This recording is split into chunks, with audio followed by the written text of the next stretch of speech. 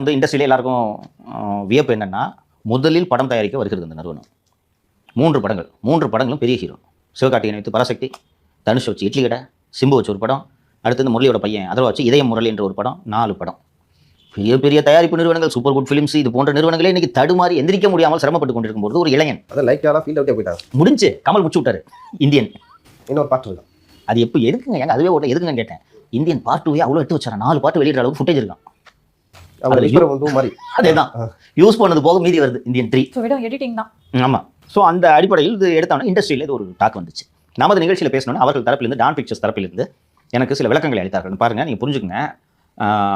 எப்படி நீ இவ்வளோ பெரிய ஹீரோ வச்சு படம் எடுத்தனா படத்தோட பட்ஜெட்டே வந்து 4 படமும் சேர்த்து 450 கோடி 300 கோடி தொடுன்னு சொல்கிறாங்க என்று சொல்லும்போது ஃபஸ்ட்டு வந்து அவர் திருமணம் எடுத்திருக்கும் இடம் ஒரு செல்வாக்கான இடம் என்று சொன்னார்கள். அவருக்கு மாமனார் அவருக்கு தொழில் செய்வதற்காக 100 கோடியை வங்கி கணக்கில் கொடுத்திருக்கிறார், அதனால் எடுக்க முடியும் அப்படின்னு சொன்னோம். அப்படி பார்த்தா கூட 300 கோடி வருதே இந்த படத்தோட பட்ஜெட். 3 படமும் சேர்த்தீங்கன்னா 300 கோடி வருதே, எப்படி இது முடியும் என்று கேட்டபோது ப்ராஃபிட் ஷேரிங் முறையில் இந்த திரைப்படங்கள் எடுக்கப்படுகின்றன என்று சொன்னார்கள். Profit sharing